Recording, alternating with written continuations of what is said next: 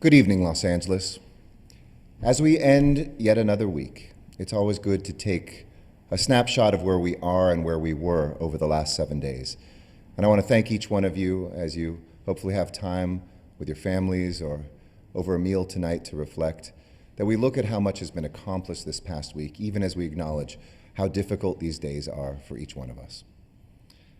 You know that we have done so much in this fight against COVID-19, an enemy that's unseen, one that we didn't expect, but one that has challenged us to rise to this occasion and to this moment. And as always, we can turn to an old friend, to one of the greatest Angelenos, to the first person I ever gave a key to the city, our beloved Vin Scully, for some words of advice. He's been the narrator of so many moments in LA history, so many incredible moments in our lives. And he said a few weeks ago, from the depths of depression, we fought our way through World War II. And if we can do that, we can certainly fight through this. And he added, in the way that only Vin can add the poetry, it's the life of the world, the ups and the downs. Vin, I'm sending you so much love and strength from our entire city. From your fall on Tuesday, I'm glad that you are resting comfortably. The Dodgers may not be able to take the field tonight because of this battle we are in, but we should take our cue from that team that you narrated for so many years and come together as a team, as a city, and on this playing field of staying at home and helping one another out, do everything we can to turn this into the most improbable of seasons. So we love you, Vin. Get well soon. And for all of us, let's remember that LA spirit that Vin has ignited in us so many years. Your actions don't just help keep our family healthy, but they help keep all of us healthy. And this city, our actions aren't guided by sensationalist facts or opinions. We look at science, we look at medicine, and we make judgment calls based on those. Science and medicine have informed everything that you hear from me each night. As I've said from the beginning, I'll share with you the information I have as soon as I get it. I hope some of you have been checking out this daily data summary that we have, a great way to look at the trends, look at the numbers, in even more depth than I have time to share with you each evening. So tonight's snapshot will offer a comparison to where we were a week ago to see where we've come, how many challenges we have, and what progress we have made. Today, the county reported 1,035 new confirmed positive COVID-19 cases here in the county, bringing our total confirmed cases to 18,517, a 6% increase since yesterday. 1 week ago, we had 567 new cases last Friday and 11,391 cases. We're doubling our cases about every 9 days. And even though we saw a backlog that spiked things up a little this week, we're staying consistent, seeing that curve beginning to bend again, and doing the work that we have together to make sure we slow the rate of increase of COVID-19 infections. In the city of Los Angeles, there were 428 new cases today, bringing the city of LA total to 8,450, a 5% increase since yesterday. By comparison, we had 241 cases last Friday in the city and 5,093 total cases. And as we add more and more tests, we'll see some of those numbers go up.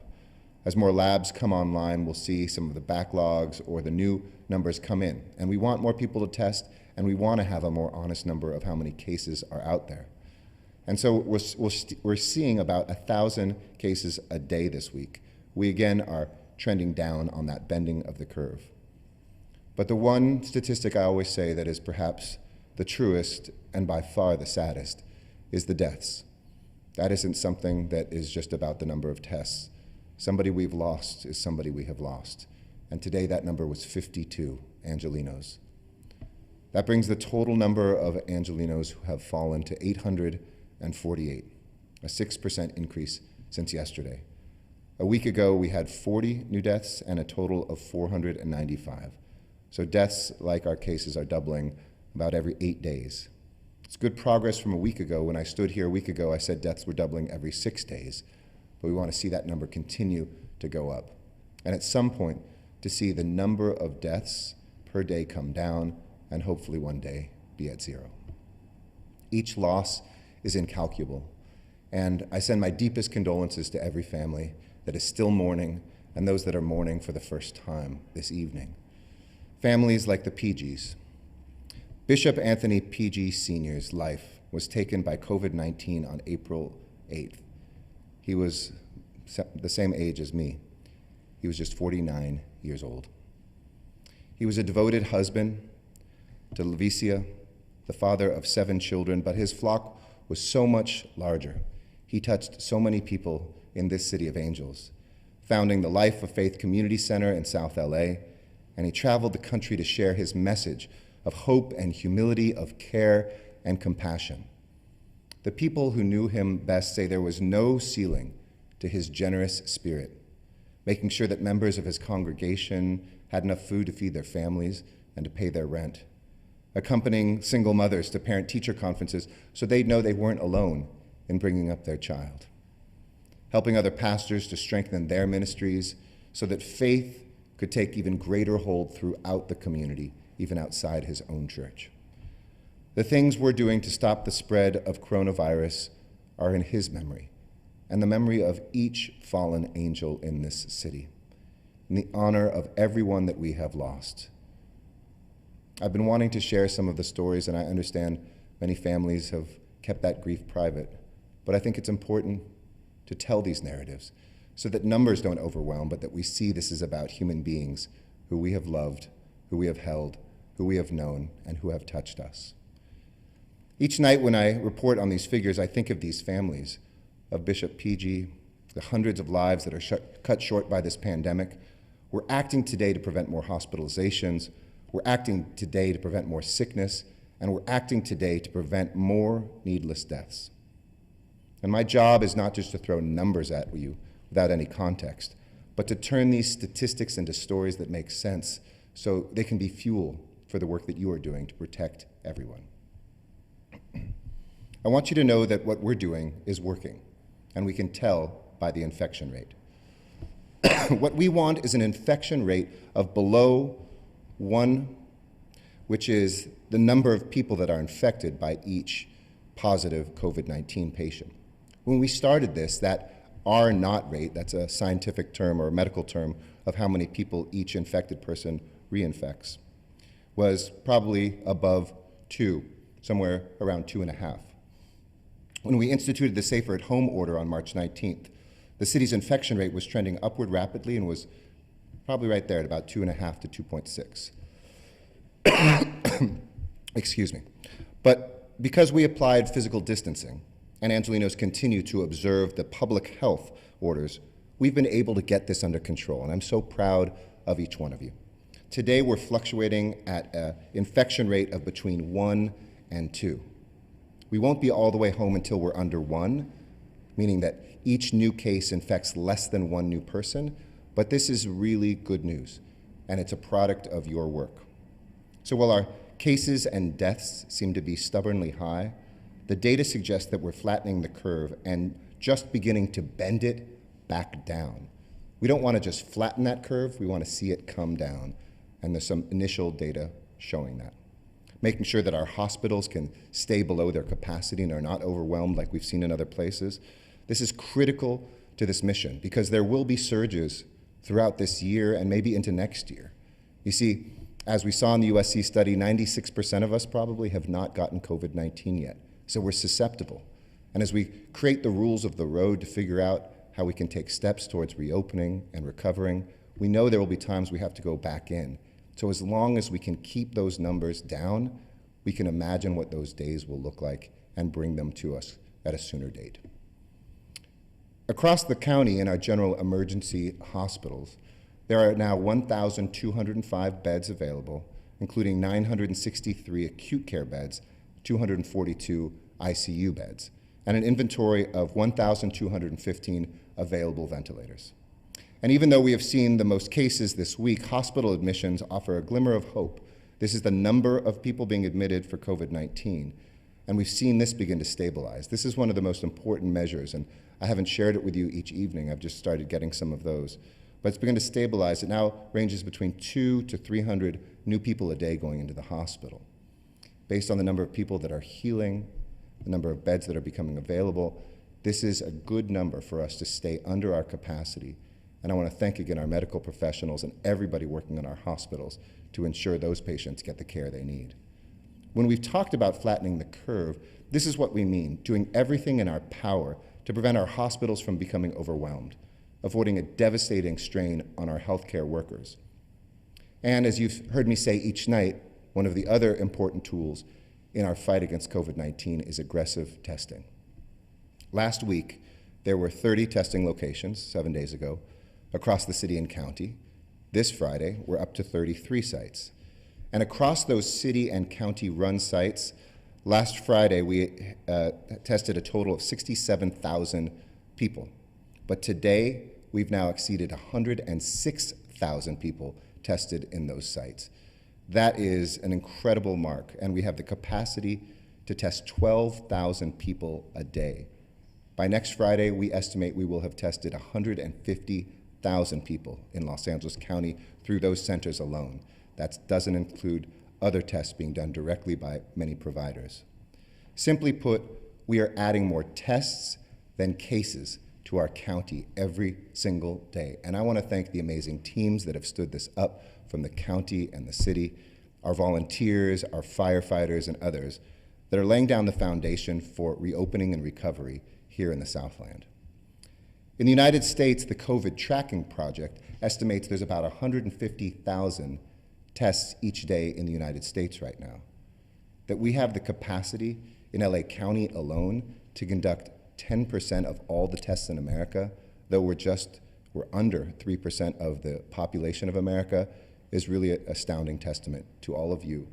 So take advantage of that hard work and get a test. Go to coronavirus.lacity.org/testing. And this surge in testing has made it possible for us to expand testing to any Angelino with symptoms.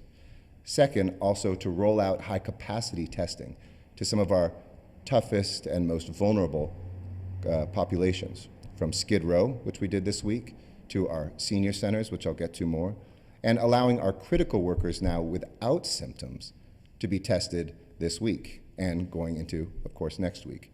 These are grocery store workers and pharmacy staff. These are folks working at hospitals, key city employees that are listed in each department's continuity of operation plans, along with shelter workers and LA DOT and Metro bus drivers. You are the critical workers that are helping us get through this. Even if you don't have symptoms, get a test. We can offer that to you, and I hope next week we'll open that aperture to even more people who are working right now on the front lines and in essential businesses. These critical workers should contact your employer on how to get priority testing, and check it out again at coronavirus.lacity.org/testing. And we're not stopping there. Yesterday I mentioned that more than 30% of LA County residents who have died from COVID-19 were residents of long-term care facilities. And with the County Department of Public Health today mandating additional health measures, and I want to thank Dr. Ferrer, the Board of Supervisors, for the great order that I know is coming out as we speak and that they announced today. I want to build on that in the city of Los Angeles and enact a companion emergency order that further expands protections for residents and workers at our skilled nursing facilities. We estimate there's about 80 of them in the city of Los Angeles, and so my emergency order will require every skilled nursing facility within the city of Los Angeles to provide COVID-19 diagnostic testing for its residents, its employees, and contractors every month, administered by trained personnel. We believe this is the first city in the country to mandate that monthly testing. And additionally, operators of these facilities may request testing kits from our city's Emergency Operations Center if they can't figure out how to do it on their own. Please try to make those relationships, get that testing through healthcare providers in these facilities, but we are here to help you if that falls short. You can visit coronavirus.lacity.org/testing to help get that done too. And we also aim to offer them trained personnel and help you set up tests, because we want to protect the loved ones that we have in these facilities. We want them to stay safe, and we want the workers who care for our loved ones to be safe as well. And so we've expanded, as I mentioned, starting Monday, our mobile testing teams that can roll out whenever we hear about an infection, when we see a case in a facility, from 3 teams to 6 teams. And again, I want to thank the Los Angeles Fire Department for their help with that. While this order requires skilled nursing facilities to provide the testing, it does not compel any resident employer contractors to take a test. That's the law. But the city is committed to protecting workers who are protecting us and our loved ones and keeping our most vulnerable folks safe that are dying disproportionately compared to the rest of the population. And if we can get this right, it is another step forward in the work that we can collectively do to see a day when part of our county and cities will reopen parts of our lives. Across the city, there are about 800,000 Angelenos who are over 60 years of age, and about 80,000 of them live under the poverty line. And even those who aren't under the poverty line quite often live on their own, can't prepare their own meals, don't have their own resources. And so we have focused from the beginning on expanding what we can do to make sure our seniors are fed. When we issued our Safer at Home order, the number of homebound seniors now has grown as well, and the number of those who don't know where they will get their next meal. So that's why my team has been working so closely with our city's Department of Aging to substantially increase the meals that we are providing our seniors. Last week, I announced that my Emergency Senior Meals program would try to double the number of seniors from 5,000, more than double, to 12,000, and ensure that 7,000 new seniors receive 10 meals a week for up to 10 weeks. Let me put that in perspective. We went from 5,000 seniors, 5 days a week, getting a single meal, 25,000 meals, pre-crisis, to trying to get to 120,000 meals per week. This is a Herculean undertaking, but we're up to it. And to get the job done, my team stood up a senior meals program hotline staffed by more than 130 disaster service workers, your City of LA employees, that took on a new job and rushed in to help. So far, they've fielded thousands of calls, and because of their work, we thought this would be maybe 2 or 3 weeks. In addition to the 5,000 seniors who now have doubled the number of meals they get, we've enrolled another 6,000 seniors just this week, so 11,000, close to that $12,000 goal. 12,000 person goal we have gotten to in just a week. This is in addition to a wonderful program that we've worked with Governor Newsom on, and I was so pleased to hear him announce that will help both our restaurants and homebound seniors. The FEMA reimbursement for ordering meals from restaurants for seniors. We're working out those details, and we hope to be the first big city in California to roll that out next week, adding even more to those 12,000 seniors who are receiving meals. Bottom line, we care about you. If you're a senior living in a skilled nursing home facility, or whether you're a senior just stuck at home, not sure where your meal's gonna be, we are here to say we love you, we support you, we'll feed you, and we will protect you. And I wanna thank every table who's our partner meal provider on the meals side, who is just doing an extraordinary job, making the meals, employing people who were out of work, freezing those meals, and helping us get them delivered. And I want to thank the folks who have also been working on this from my staff, my Director of Operations, Mary Hodge, my Deputy Mayor for City Services, Barbara Romero, and of course Matt Johnson and Rick Jacobs, who are doing a great job raising funds, and my wife Amy, who has done an amazing job working on the details of this to make sure seniors in need are fed. Thank you all. If you need help, and we still have available meals, if you know a senior who needs help, make sure that they call 213-236-5226. Sorry, 213-263-5226. And I believe that's on a slide right now, so it's 263-5226. Or just go to coronavirus.lacity.org/senior meals, and we will get you signed up. Helping our seniors and our most vulnerable Angelenos stems from our core commitment to make sure nobody is left behind, nobody is forgotten during this crisis. We have to save lives, and we have to save livelihoods. And we have to do everything possible to support our families and our workers, our businesses, whose economic security hangs in the balance. Protecting our labor force and protecting our businesses are not mutually exclusive.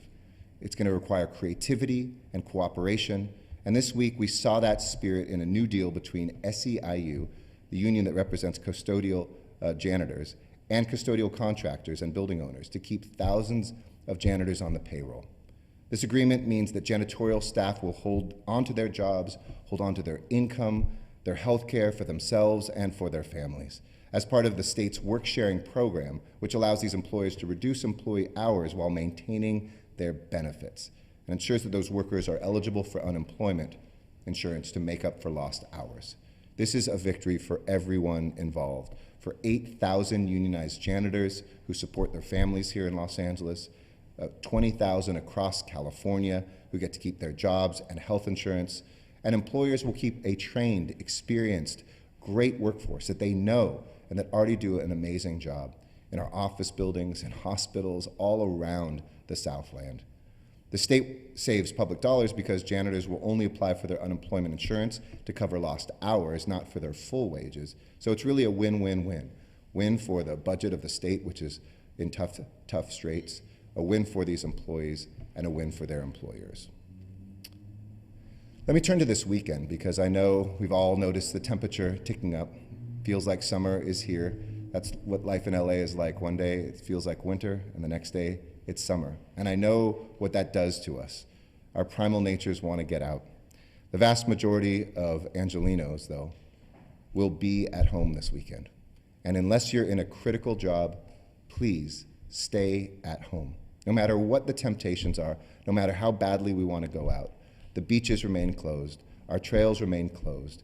You cannot play on playgrounds. You cannot go and have basketball or tennis or our golf courses. We need to stay at home. And we need to do this to keep everyone safe. We can't let one weekend reverse a month of work that you have invested in. But we know it's going to be hot. So that's why in partnership with LA County, we are standing up cooling centers for many people who don't have any place to go.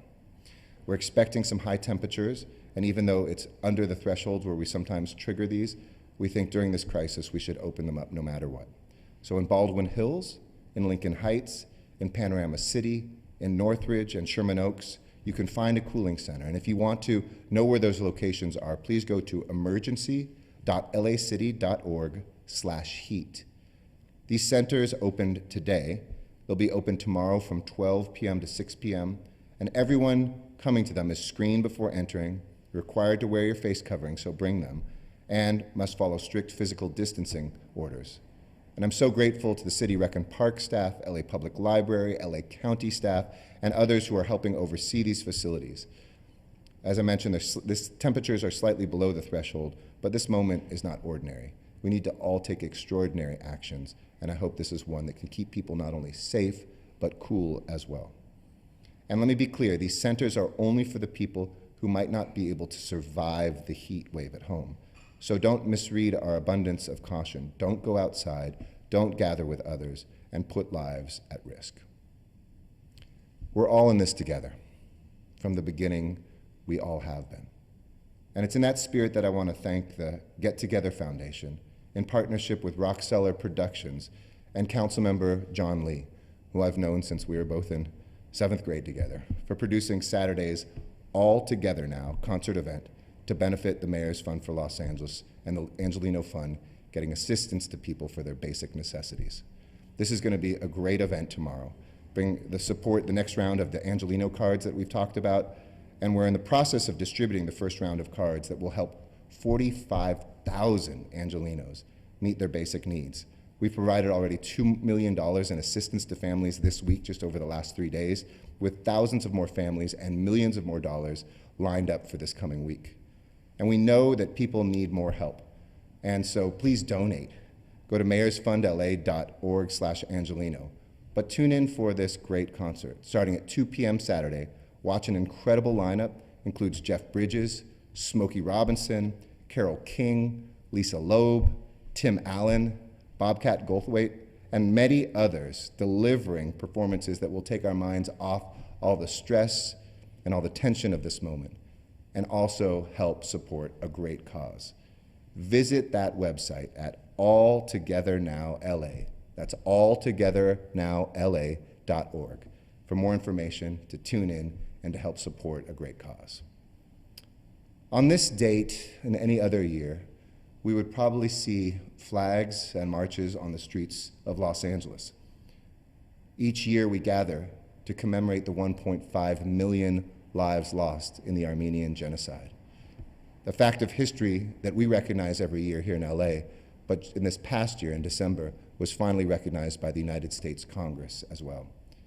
And while we could not march this year, our promise remains the same, that in the face of any denial, we will speak the truth, and that we will honor those who have perished in the name of justice. I'm grateful to our Armenian brothers and sisters who stayed at home today, but I want to recognize you and say that we are all with you today. And I'm grateful to everyone who is doing the same, staying indoors. And I know as we head into this weekend, we're going to be tempted to embrace the warm weather, but I can't say it enough. Stay at home. Beaches remain closed. Do not go to the beach. Public trails remain closed. Do not go hiking. Sports and recreation facilities, fields and playgrounds, skate parks and pools are closed. And there's a direct correlation between what you choose to do this weekend and how long this will take, and how many lives we will lose. So keep that in mind and do the right thing this weekend. If you go out and hit the beaches and the trails, the safer at home orders will last longer. More people will be sick and more will die. But if you stay home this weekend, our case numbers will drop and it will stop the spread of this virus and be able to start reopening the city sooner. So if you made plans, it's a good time to cancel them. Because by staying home, you protect your neighbors, you protect your family, and you protect your city. And I know this is hard. I hate saying this every single day, because as the mayor of LA, and forget being mayor, just being a fourth generation Angelino, I love this city so much. I want to be out there as badly as you do. But we know we show our love in many different ways, and your sacrifices are making a difference. And when we look back on this time, we will remember proudly what we all did together. So let's keep it up by staying safe, by staying healthy, and by staying at home. Have a good weekend, Los Angeles. All strength and love to you as always. I'll see you on Monday, but before that, happy to answer some questions. Thanks. First question, please. Our first question will be from the line of Claudia Pashuta with KNX News Radio. Please go ahead. Hey, Claudia. Hi. I caught that you are still working out the details on how the governor's program to feed seniors through restaurants, that's still being worked out. But I'm wondering if you can give us an idea of, a rough idea of how many restaurants might be able to participate and how they might be chosen. And then also if you can give us an update on the impact that COVID-19 is having on the city's workforce, how many cases, how many deaths, how many isolated and quarantined. Thank you. Sure. So let me start with our city workforce. We've had 2 deaths of city employees, 2 for sure, unfortunately, and our heart not only breaks for those families, but for a lot of city employees who knew these folks as well.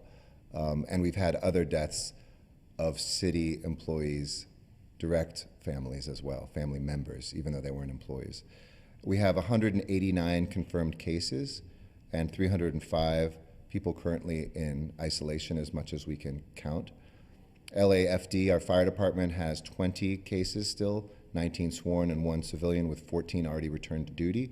And LAPD has had 75, including 59 officers and 16 civilians, and 33 of those officers have already returned to duty. And we have not had a death in either our fire or police department, which we thank God for. We've seen such terrible cases and numbers in places like New York.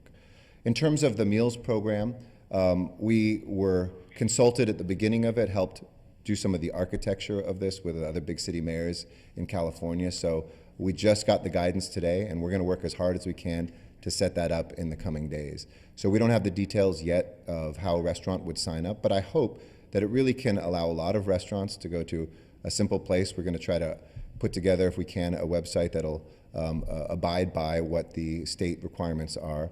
And through restaurants and other providers like Every Table that are working here, we'll be able to allow seniors to sign up, get meals, and allow restaurants to know that they're going to have a steady stream of those meals. I also hope that we can continue to put out-of-work people to work in the delivery of these, because many restaurants don't have that capacity. That can be through some of our existing programs, existing companies like Postmates and Uber Eats and things like that, but also hopefully our taxi drivers and others who right now don't have a lot of business. So we're going to work those details out this weekend. Like I said, it's kind of a start date now for all cities to figure that out with the state. We hope to be the first one to launch, since we're already doing that with other senior meals. So hold tight, maybe as soon as Monday or Tuesday we'll have the news on that. Thanks, Claudia. Next question. Next question is the line of Alex Michelson with Fox 11 News. Please Hey, go Alex. ahead. Hi, Mayor, and happy Friday. That concert sounds like a lot of fun. Yes. I know, though, you're talking about the beaches. We're seeing pictures from Orange County beaches that are just packed today, despite all of what you and other leaders have been saying. Why do you think that message is not getting through? And if the beaches and other areas continue to be packed this weekend, what are you going to be doing in terms of enforcement? So we'll have folks out there, whether it's police officers, we'll have our mounted patrol, horseback, others, with guidance. I was with the police chief. We're not seeking, again, to kind of bring the heavy hand of the law down, but we'll let people know that these spaces and places are closed. We ask people's cooperation. It is unfortunate to see that in Orange County, and I think it could be predicted that when we do this, these places are going to be overwhelmed, and a day or two of fun leading to weeks more of us being in homes and not able to go out simply isn't worth it. I convened a call this morning with the 88 LA County mayors that I'm a part of, and together with Mayor Robert Garcia, we talked about everything from how do we march together to opening up, and was pleased to hear all the beach cities in LA County saying, look, we're talking to the county, we're speaking with public health, we're talking to the supervisors, but there wasn't a single mayor who said we should be opening that. And I know there's been petitions and other things, but we can't just react to petitions and signatures. We have to look at the evidence of what this causes. And there's a few places around the country and around the world that have done that. But I'll always tell people, it's not till 2 or 3 weeks later that you're going to see the spikes from these things. So people might say a day or two, look, hey, we opened it up, wasn't any worse. Remember, people's infections spread over a period of time. People go from the beach and bring that back to their household. People will go shopping and pass that on to people who are shopping, not even knowing that they have it because they're asymptomatic. It's just playing with fire. And so they're not going there despite our advice, because our advice has been in LA County, not only advice, but our dictate has been that these are closed, whether it's Santa Monica, Malibu, Los Angeles. And the police chief was talking to me about, he drove up even outside of LA to look at all those beaches. And sure, once in a while you'll see 1 or 2 people. Those people need to be reminded and brought out, but then there's stretches that are a mile long with nobody there, which is proof that of the tens of thousands, even hundreds of thousands of people who could be there, this is a very small minority of folks, and we'll make sure there's a presence to remind them what the order is in LA County. That's the purpose of this press conference and this briefing as well, to let people know, no matter how badly you want to be out there, this is not a weekend that you're allowed to go to the beach, not in LA County. Thanks. Next question. Do they get arrested? Do they get fined? Like, what happens to them if they no, people are violating? comply. We haven't had any strong issues with people not complying once we find them. So we put a presence. We never go straight to that. If that develops and becomes a bigger problem, obviously they could be. But that is never how we lead. That's never step 1, 2, 3, or 4. Just as we have with businesses, we could have gone into businesses that were still open the first day and arrest or fine or do all sorts of things. We didn't. And 99% of the time we got what we needed. And that 1% of the time we had to do that with businesses, and we keep that on the table too if people refuse to abide by the law of these county and local city orders. But we haven't had to do that because people do obey and do respect the law when they come there. Thanks, Alex. Thank you. Next question. Next question will be from Rosa Ordaz with KNBC Channel 4. Please go ahead. Hi, Rosa. How you doing? Hello, Mayor. You talked about skilled nursing homes and that you're mandating additional health measures. Now, I know the National Guard has stepped in, and this is a question from my colleague, Patrick Healy. Sure. The nursing homes are the hungrier tiger of the group here, unfortunately, and the National Guard is stepping in. Is there a need for more resources from the National Guard to go to more nursing homes, and what is the role of the National Guard? So we will take help wherever we get it, and it's great to see the National Guard helping out there. We need trained medical professionals. Some of these homes have them, and so it's a matter of training them, connecting them with a source to get tests, and like we're doing with our order here in the city, just mandating that they need to do this for employees and for residents to make tests available and to do this at least monthly. Hopefully, if we expand tests even more, we could do that even more frequently, because this is really about protecting those lives. So they're coming in to help with that. We also have doctors and medical personnel from the United States naval ship Mercy leaving the ship and going out. We've had some patients come in, but it's wonderful to see those trained personnel from the Navy going and helping out as well in Los Angeles and in Orange County. I spoke yesterday with the Secretary of Defense, Secretary Esper, and he said we remain, here to help. I know that it looks like the Comfort will be leaving New York, but we have no plans to have the Mercy leave here. It's a great asset to have, whether we need to surge beds, whether we need personnel to go out from there, or whether we need to bring people in. So they're helping with those sorts of medical tasks, taking people's temperature, where we have testing capacity, they can help with that. And we have, of course, the 6 surge teams starting Monday, building on the 3 that we already have. And now with this mandate, we also do have backup for nursing homes that don't have access, can't figure it out, don't know where to get tests, where we feel like we can confidently help the number that are in LA City and hopefully inspire that across LA County too. Thank you. Thank you, sir. Appreciate it. Got it. Next question. Our final question of the night will be in Spanish, and it comes from the line of Abel Alamillo with Telemundo 52. Please go ahead. Hola, Abel. Hola, Alcalde. Regarding the partnership announced today by Governor Newsom on the Home Meals for Seniors program, do we know which type of restaurants can benefit from this partnership? Are we looking more at possibly fast food restaurants or more of these small business-owned restaurants? No, we hope that it will hit, especially those mom and pops, because fast food restaurants have been able to stay alive during this, but we know for so many of the mom and pop restaurants, these are the ones who had to lay staff off, who have closed up, who aren't getting the regular meals. And it's a good, generous amount that FEMA is willing to reimburse. It's 75% from FEMA. The state will kick in 19%, and 6% we will have to pay for at the local level, whether it's the county, cities, other local government. But this is a great model. It's the first time FEMA has done this. And I believe, too, that we won't just be looking at seniors. There's other folks that have pre-existing conditions that FEMA is willing to reimburse. So, again, it's brand new. We're looking at how the final negotiations got worked out. But the intention is that this is for, every restaurant that can build this capacity, that wants to participate in this. And we hope that that really is a shot in the arm to help so many of our small, locally owned restaurants, not just national chains, to stay alive, get through this, provide some good help, and be there for when we reopen. I'll say that in Spanish as well. Gracias por la pregunta. Este nuevo programa del gobernador Newsom es una oportunidad no solamente por los restaurantes grandes nacionales, pero también por los restaurantes locales, los dueños locales y las empresas pequeñas que están en Los Ángeles. Estos restaurantes están sufriendo, la mayoría de estos están cerrados, pero este programa da la ayuda a nuestras personas de tercera edad y asistencia a estos restaurantes, sus empleos, y pueden proveer más trabajos durante esta crisis.